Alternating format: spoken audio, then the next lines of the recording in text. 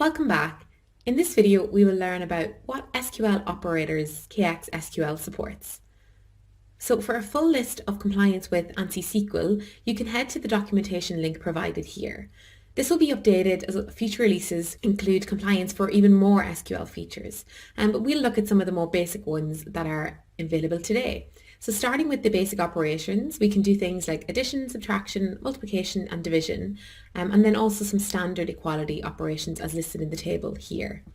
So let's look at some examples of those in action. So first of all, addition.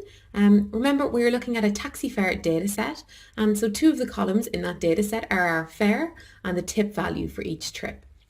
So let's add both of these together to get the total, and we're going to call it new total using as.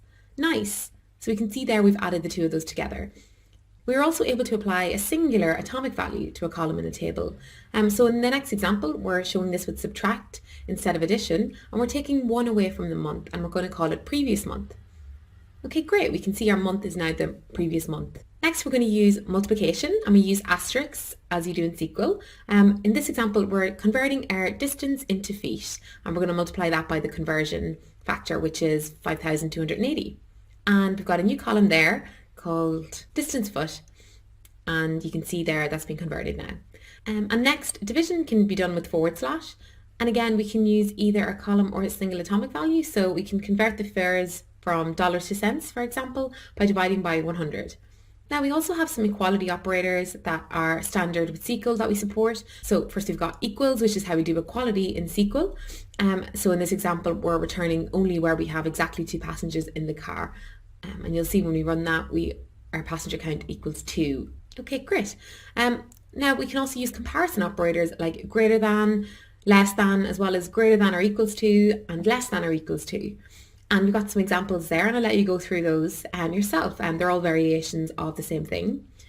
And the final operator I want to mention in this video is the not equals to operator. And there are a few different ways to do that in SQL, and we can implement many of them as well in KX SQL. So the first way is using these angle brackets. So this is saying return only the results that I do not have passengers equal to 1 for. And you'll see there I'm getting results back and none of them are 1. And the second way is using an exclamation mark before the equal sign, and we get the same result returned.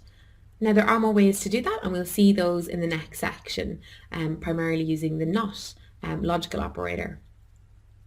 So that's a quick summary of some of the most commonly used operators, but again, do check out the link linked above and also here for the latest ones that are available, and they will always be updated on code.kx.com. Okay, great. So I'll see you in the next video where we look at the logical operators available to us.